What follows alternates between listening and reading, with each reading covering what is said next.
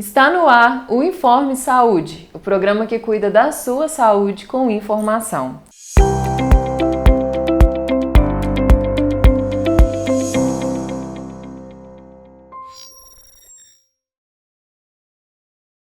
E hoje nós vamos falar de um tema muito importante.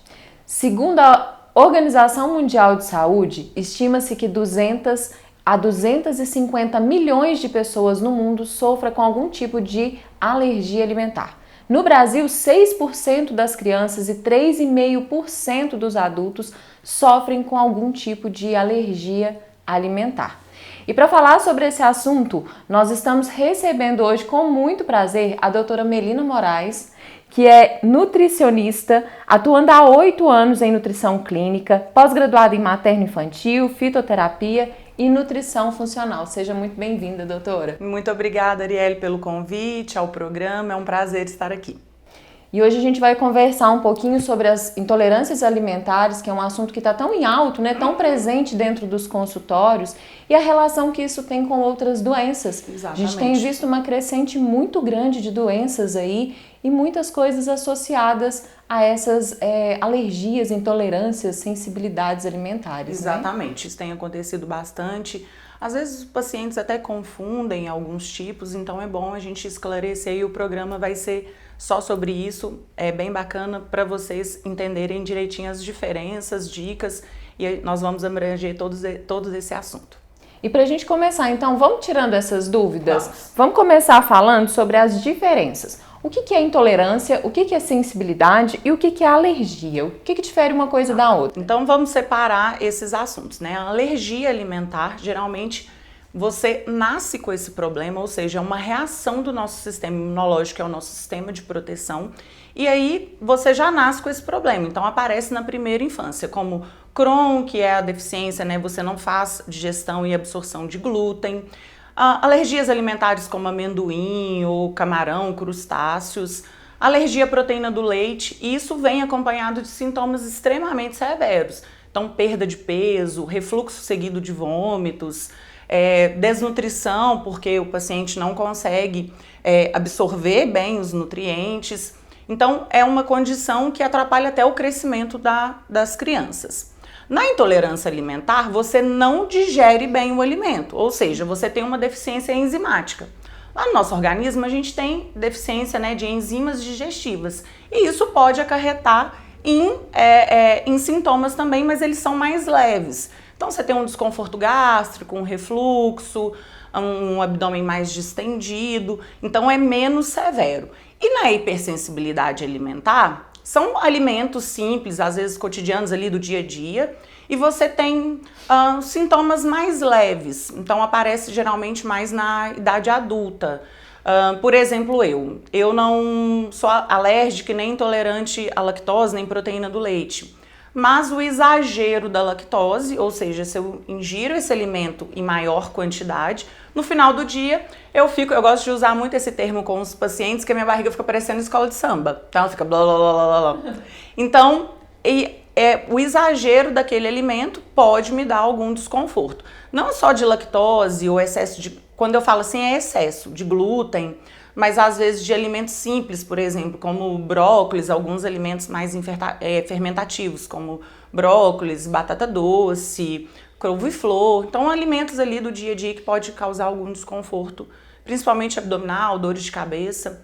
Algumas pessoas convivem com esses sintomas, então eles acham normal, né, Ari? Então, por exemplo, de achar assim, dor de cabeça é normal, barriga estufada é normal, intestino variado é normal. Então, às vezes pode ser por causa dessa hipersensibilidade alimentar.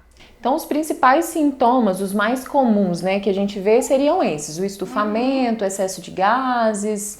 Os sintomas vêm dores de cabeça constantes, aquele intestino variado, ora preso, ora solto, barriga, né, mais estufada, gases, refluxo. Aí depende do grau, né, se é alergia, se é intolerância ou se é mesmo a hipersensibilidade. Isso é algo muito comum, né? Muito frequente hoje, e realmente o que você falou, as pessoas acham muito normal. Conviver Acabou de comer sintomas. e sentir mal e, né, não levam isso tão a sério, né? Exatamente. E é muito importante que a gente entenda esses sinais para que a gente consiga buscar pelo diagnóstico, né? Claro, a partir disso. Exatamente. Como é feito esse diagnóstico das sensibilidades, da intolerância? Como que a gente pode buscar por esse diagnóstico? Sim, hoje eu falo que o primeiro passo é ter uma conversa com o paciente. Então, uma boa anamnese, uma boa análise clínica, ali, né, dentro do consultório, tentar entender o que está acontecendo com o paciente, descartar outras doenças como verminoses, né, descartar outras possibilidades e outras doenças. Depois dessa conversa, hoje no mercado tem bons exames para identificar alergias e intolerâncias. Por exemplo, você consegue ver IgA, IgE, que são anticorpos, né, que ficam em maior concentração no exame bioquímico. Hoje já tem testes genéticos alimentares para ver o grau de tolerância do paciente. Tem um exame muito interessante genético que é MCM6 para identificar a lactose, então você não precisa de fazer aquele exame que é ingerir o líquido, que é uma quantidade de lactose tão grande que até quem não é intolerante passa mal. Então você consegue fazer ele por exame de sangue. E a exclusão de alimentos. Então é importante fazer dieta de exclusão. Então o que eu faço lá com o paciente? Se a gente já descartou possibilidades, fez os exames, você não tem que ingerir aquele alimento. Então não adianta você ficar obrigando o seu organismo a funcionar e querer que ele funcione com aquele alimento. Então a gente faz geralmente uma exclusão desses alimentos. Essa exclusão a gente vai tirar glúten, lactose, que são os alimentos que podem dar nessas reações, às vezes adoçante, alguns tipos de alimento, e aí você retira os alimentos e vai testando e deixa o paciente um tempo sem, e depois você vai testando, reintroduzir esses alimentos e ver a reação do paciente.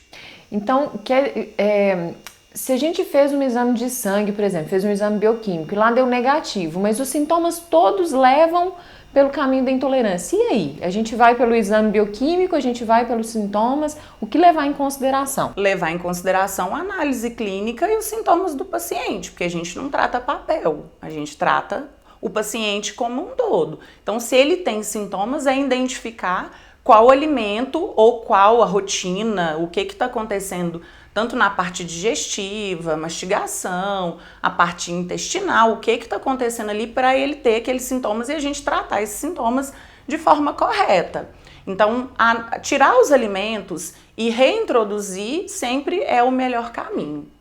E a gente tem visto muito essa crescente de outras doenças, principalmente as doenças autoimunes. Uhum. Existe alguma relação com essa alimentação, com esse paciente hipersensível e o desenvolvimento a partir disso? Sim, e assim, é muito comum no consultório a gente ver, né, pacientes chegarem com psoríase, alopécia, tireoidite de Hashimoto, que é um hipotireoidismo subclínico.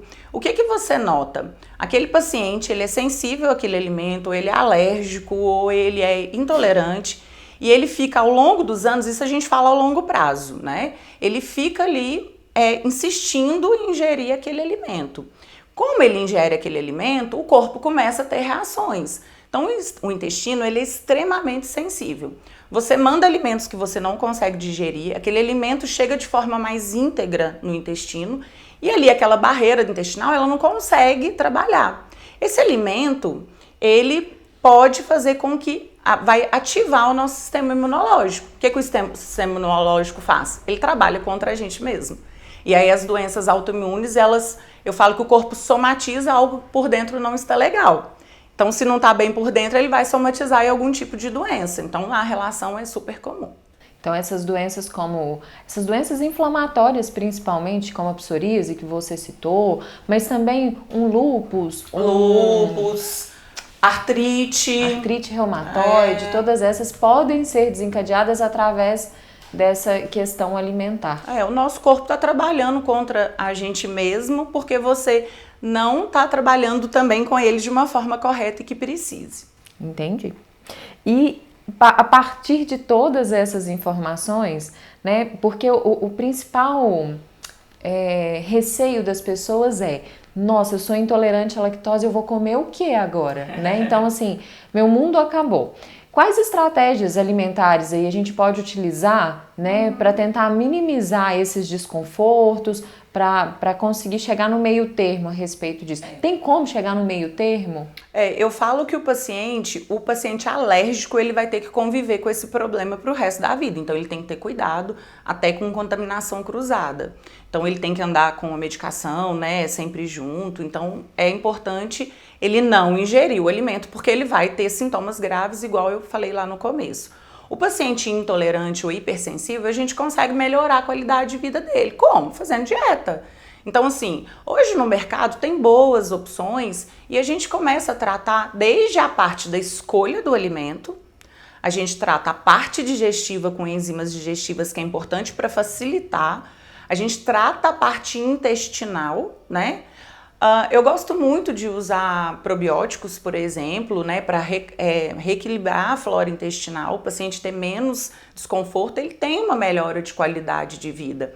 O importante é buscar um profissional para ajudar, né, Ari? Porque você ficar toda hora ali, né, com essa questão de ingerir alimentos que você não digere bem, você vai ficar com esses sintomas e é muito ruim conviver com isso. Acreditando que é tudo normal. Acreditando que é tudo normal. Então, assim, dentro do consultório, quando eu pego pacientes assim e faz os exames e a gente vê esse quadro que é mais hipersensível, você tem remissão da doença, você consegue conviver bem. Você tem boas, né, enzimas digestivas, por exemplo, para te proteger de você sair num sábado à noite e comer uma coisa diferente. Tem como proteger seu organismo em relação a isso. Dentro do consultório eu gosto de fazer um protocolo. Então, nós fazemos exames de sangue, vamos olhar deficiências, vitaminas, minerais, o que está acontecendo. Eu gosto muito de usar uma estratégia alimentar que chama Low Food Maps, que é um tipo de dieta que a gente tira toda a parte fermentativa dos alimentos. Alimentos, né, que irritam o intestino, excesso de cafeína, álcool, tempero. Então a gente vai fazer uma alimentação bem leve, melhora o quadro do paciente e a gente começa a reintroduzir certos tipos de alimentos e ver a tolerância do paciente. Então você tem remissão, para alergia não tem cura. Bom, são muitas informações que nós temos ainda para passar para vocês, mas a gente vai para um breve intervalo comercial e nós voltamos já já, não sai daí.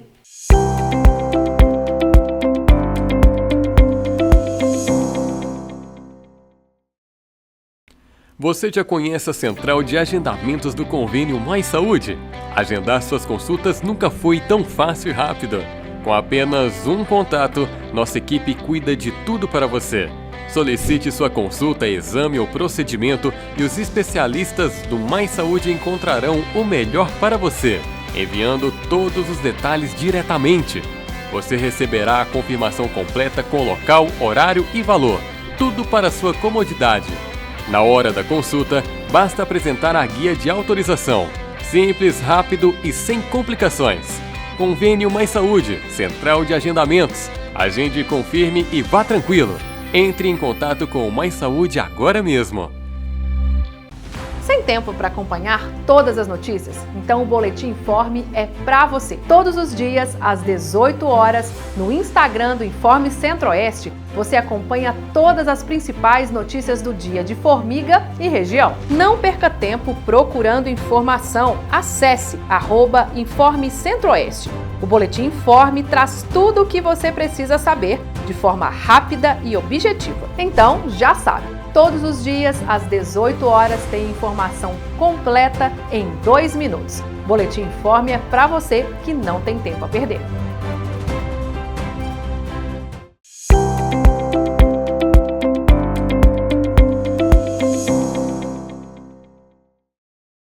Estamos de volta com o Informe Saúde, falando hoje sobre um tema muito importante, que é os alimentos, as alergias alimentares, sensibilidades e as formas de lidar com tudo isso. E agora eu queria saber um pouquinho de você, doutora Melina, a respeito, você falou que é possível ter a remissão, né, de algumas hipersensibilidades. Existem suplementos fitoterápicos que podem ajudar nesse processo? Claro, existem bastante opção hoje no mercado, mas o que eu gosto, primeiro a gente precisa pontuar que a dieta precisa estar correta e os hábitos alimentares, o dia a dia, a rotina, ela precisa de estar ok. Suplementar algo que não tá bom, você já tá jogando seu dinheiro fora, isso é importante pontuar. Hoje tem probióticos para tratar, né, diarreias, intestino preso, as alergias alimentares. Então, o intestino que não é funcionante, a gente consegue usar biointestil. A gente tem um suplemento excelente que chama glutamina para tratar a permeabilidade intestinal também. Tem alguns fitoterápicos que eu gosto também de prescrever para o paciente, como broswellia, são calmantes, né, intestinais. Enzimas digestivas, né? Então a gente começa desde a mastigação, digestão, para tratar esse intestino. Então tem boas opções para usar ali no dia a dia. Acho que você tocou num ponto muito importante, a mastigação. Essa mastigação é importante da gente fazer isso de forma mais consciente, né? Porque nessa vida corrida a gente só engole. A vida hoje eu falo que todo mundo virou robô. Você acorda, come qualquer coisa, trabalha o dia inteiro, à noite você come qualquer coisa e dorme. E aí é importante a gente mastigar, porque o seu estômago não tem dente. Então o processo começa aqui, desde a escolha, a mastigação, para esse alimento chegar da forma correta ali e não prejudicar seu organismo a trabalhar. Então nós vamos agora para o nosso quadro Mito ou Verdade. E a gente quer saber agora o que é mito e o que é verdade, tá? Tomar água com limão em jejum faz bem para o intestino? Então, isso é mito ou verdade? Não é mito e nem é verdade. O que acontece? Água morna em jejum, por exemplo, é excelente para melhorar o trânsito intestinal, ou seja, você aumenta a motilidade intestinal. Um paciente que ele tem algum problema gástrico, ele não vai conseguir ingerir uma água com limão sem sentir dores. Então, assim, é muito pontual. Eu gosto, na verdade, de colocar, por exemplo, limão, alguns tipos de shots, geralmente junto com algum alimento. Então, por exemplo, limão, ele é excelente, rico em vitamina C, ajuda na digestibilidade, excelente para fazer absorção de nutrientes. Então, eu prefiro que use esse limão em outra estratégia, por exemplo, depois de almoço ou depois de jantar. E a água morna, sim, os estudos mostram que melhora a motilidade intestinal.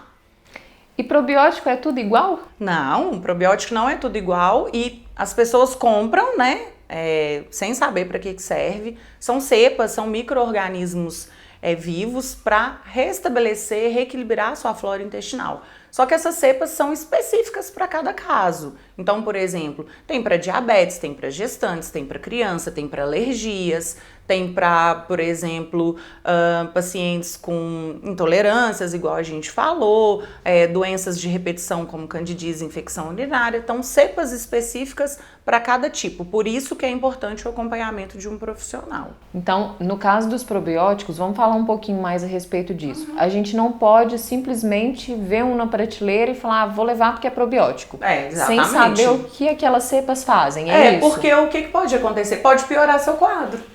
Então, você não vai usar aquele específico para aquele sintoma que você está sentindo, vai piorar seu quadro ao invés de te ajudar, né? Pensa uma pessoa com intestino diarreico, então tomar um probiótico para constipação. Exatamente, vai piorar, porque são cepas distintas, né? São opções diferentes, são específicos do tratamento para cada quadro. E as emoções, elas afetam o intestino, mito ou verdade? É verdade. O que acontece? Hoje, todos os estudos falam sobre essa ligação, né, eixo cérebro-intestino e como esse intestino reage às nossas emoções. Então, pacientes que são bastante ansiosos, eles tendem, às vezes, a ter ou o intestino mais diarreico ou o intestino mais preso. Tem pacientes que têm a particularidade, por exemplo, de viajar e não conseguir ir no banheiro. De ficar 3, 4, 5 dias sem ir no banheiro, porque só vai no banheiro em casa. Então, isso pode piorar o quadro de ansiedade. A gente já sabe, né, que depois do cérebro, o nosso intestino é o segundo maior produtor de serotonina, que é neurotransmissor de bem-estar. E aí, se você não tem um intestino funcionante, você pode ficar mais ansioso. Então, um intestino não funcionante pode ser uma das causas de depressão, por exemplo? Sim, depressão, desnutrição, não tem absorção de nutrientes, né? Então, aquele intestino, você não tem absorção de vitaminas e minerais. Então, um paciente com baixa de vitaminas é um paciente, por exemplo, de vitamina D, B12, é um paciente que ele é mais triste. Então, é verdade, toda essa ligação. O intestino é extremamente sensível e ele sente mudanças de rotina, mudanças de área, de viagem. Ele dá sinais ali o tempo todo pra gente. É engraçado porque Eu sempre tive meu intestino muito constipado, né? Então, a gente sempre percebe essa mudança de humor nesse período aí de constipação e como que é um alívio quando a gente consegue controlar toda essa situação. Tem pacientes, por exemplo, que uma situação que ele está ansioso ou nervoso, por exemplo, uma prova, alguma coisa assim, que ele dá diarreia. Então, assim, é muito interessante essa ligação e é algo que a gente precisa cuidar também da mente e do intestino com bastante cuidado. Já que eu toquei no assunto do intestino preso aí, constipado, intestino preso é só falta de fibra? Então, na verdade, é um mito, né? Não é só falta de fibra. A questão é que, por exemplo, você é sedentário, não pratica atividade física, você tem menos motilidade intestinal. Então, as alergias, as intolerâncias, né? A qualidade do alimento, a hidratação. Então, tem gente que fala assim, mas eu como salada, eu como fruta e meu intestino não funciona bem. Por quê? Porque por baixa hidratação também. Então, é uma série de fatores que pode fazer com que esse intestino fique mais constipado. Não se aplica só à fibra. Você tocou no assunto dos shots, né? A gente sempre recebe muitas perguntas a respeito desses shots. Tem como deixar uma receitinha de um shot básico para o pessoal fazer em casa? Eu gosto que o paciente em jejum ele ingira água morna ou chás que são calmantes para o intestino, como camomila, erva doce, hortelã. Para shots digestivos, para melhorar, geralmente antecedem uma alimentação um pouco mais pesada ou uma alimentação com maior volume. Então, por exemplo, eu gosto muito de açafrão, eu gosto do própolis verde. Um excelente digestivo é vinagre de maçã orgânico, mas isso tudo com acompanhamento profissional e na quantidade que o paciente pode ingerir. A gente tem que tomar muito cuidado para não piorar o quadro. Então não dá para fazer um shot para todo mundo, usar tudo igual para todo mundo? Melhor não. Tá. Bom, nós vamos de volta para o intervalo comercial e já nós vamos responder agora as perguntas dos nossos telespectadores. Não sai daí.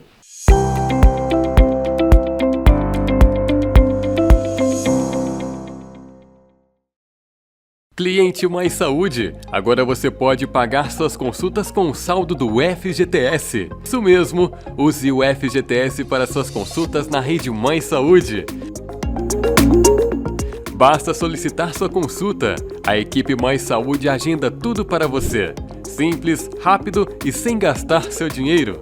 Consulta confirmada. Vá ao local agendado com sua guia de autorização. Mais Saúde pagamento via FGTS. Fácil, prático e pensado para você. Agende sua consulta agora mesmo.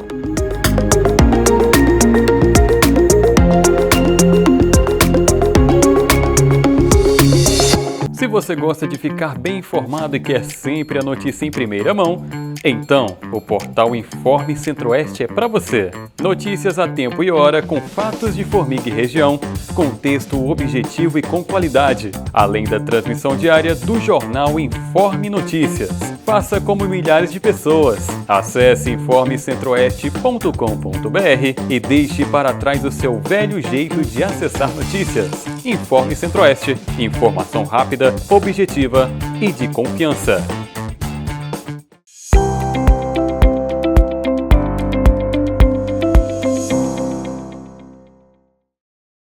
Estamos de volta com o Informe Saúde, hoje recebendo aqui conosco a doutora Melina Moraes, falando sobre as alergias alimentares, intolerâncias, sensibilidades. E agora nós vamos responder as perguntas dos telespectadores. Então vamos lá, pergunta da nossa primeira telespectadora para a doutora Melina Moraes. Quando eu como quitando, por exemplo, de doce ou de sal, eu me sinto queimação. O porquê que acontece? E aí, doutora Melina Moraes, o que pode ser feito nesse caso? Então, o que é importante a gente avaliar? Se é o excesso desses alimentos que pode estar causando esses sintomas ou se tem algum problema mais grave. Então, um refluxo, uma gastrite, algum problema estomacal mais grave. O excesso desses alimentos e à medida que a gente vai envelhecendo, nosso corpo fica menos eficiente. Então, a gente tem diminuição de enzimas digestivas, de suco gástrico.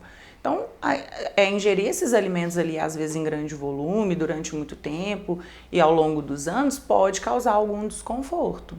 Você falou de enzimas digestivas várias vezes durante o nosso programa e eu queria saber se existe uma idade em que é necessário esse uso ou não, é realmente só em casos mais direcionados, pontuais? É necessário se o paciente apresenta sintomas. Então, se ele tem sintomas, a gente vai usar ali, mas a partir dos 40, eu costumo brincar que quando a gente é jovem, a gente come até pedra e não passa mal. E a gente vai envelhecendo, a digestão fica mais lenta. Então, se o paciente tem sinais e sintomas, né, sinais clínicos, é interessante o uso, sim, juntamente com uma dieta balanceada.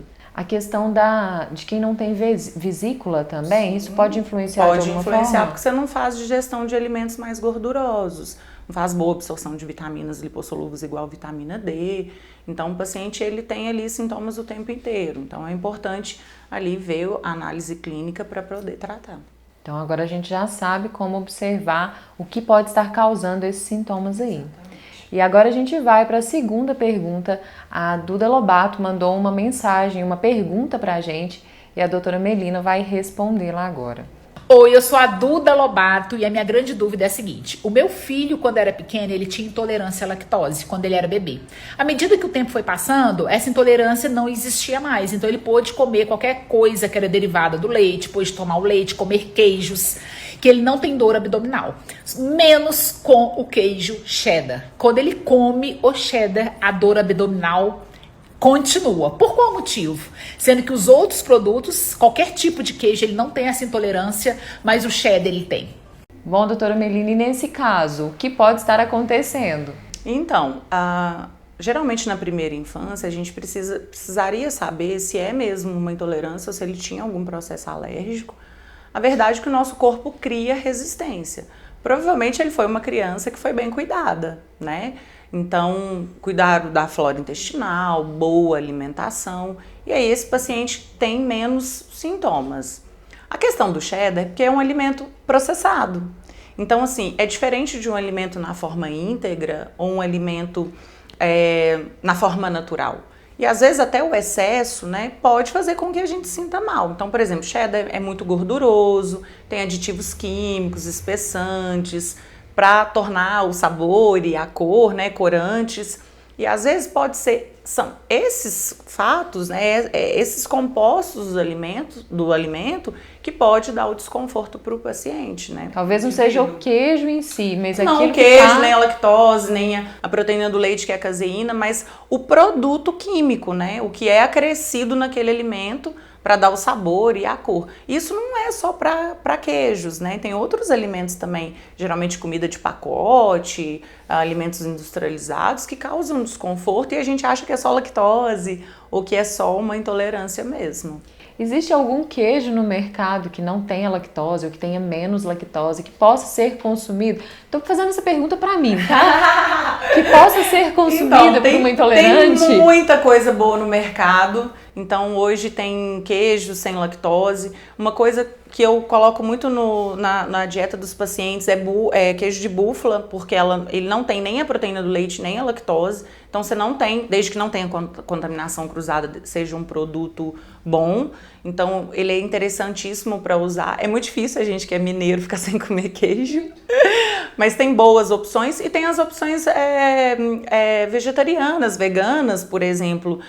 Tem uma marca que eu gosto muito de trabalhar, que então é um queijo de castanha. Eu gosto de trabalhar, mas eu não gosto de consumir. A Arielle gosta.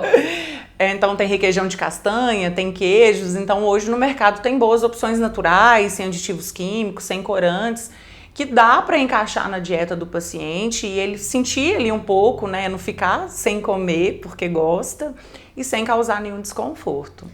E pelo que eu entendi de tudo que já foi dito, se a gente tiver um bom controle alimentar, tiver uma suplementação boa, mantendo esse intestino bom, Dá para escapar de vez em quando, numa festinha, no final de semana, uma pizza uma vez ou outra? Dá para fazer isso? Você consegue, Ari, escapar sem passar mal? Fala a verdade pro público. Sempre tem uma consequência. Sempre tem uma consequência. A gente tem, igual a gente já falou, né, no programa todo, sobre tudo que pode proteger. Então, assim, vai muito do grau daquele paciente. Por exemplo, você é mais sensível. Eu tenho a minha sensibilidade, mas não é tão acentuada igual a sua. Então, assim, eu sinto menos, você sente mais. A gente usa todos os protetores, né? Hepáticos, enzimas, probióticos, a dieta. Então, eu falo que o paciente, quando ele vai comer alguma coisa, principalmente intolerante à lactose, eles são custosos, né? Eu falo que eles vivem perigosamente. Então, assim, o paciente tem aquele desconforto e o que a gente tem que fazer depois? Minimizar esses danos. Né? Porque realmente a vida você vai ficar exposta a isso e fica muito, tirando quem é alérgico e não pode comer, mas as outras pessoas, para a gente conviver e participar de outras coisas, a gente pode tentar minimizar esses efeitos colaterais. Então vamos lá, agora a gente vai passar para o nosso quadro 3 dicas de ouro e eu quero pedir para que a doutora Melina deixe aí para nós 3 dicas práticas, 3 dicas muito importantes para a gente colocar aí na nossa rotina, coisas que a gente pode fazer para melhorar essa saúde intestinal, essa parte alimentar. O que eu acho mais importante de pontuar em primeiro lugar é parar de seguir dietas da moda. Então não é porque fulano fez a dieta ou porque postou na internet, principalmente blogueiros e tudo mais, não se aplica a todo mundo. Então, tirar grupos de alimentos como lactose, glúten, outros tipos de alimento, não se aplica a todo mundo. Então, é importante você ter um acompanhamento para saber o que você precisa, porque nós somos únicos. Então, o tratamento é individual, isso é importante. A segunda dica é alimentar saudável, obviamente. Então, eu sempre falo que não é comer uma folha de alface e 2 rodelas de tomate. Então, a gente precisa de uma alimentação mais rica, menos ultraprocessados, uma alimentação mais natural, como os nossos avós faziam, menos comida de pacote, ingerir de 2 a 3 porções de frutas no dia, salada 2 vezes. Então, caprichar bastante nessa alimentação e principalmente na hidratação. E a terceira dica é cuidar do manejo do estresse do nosso dia a dia, ter lazer.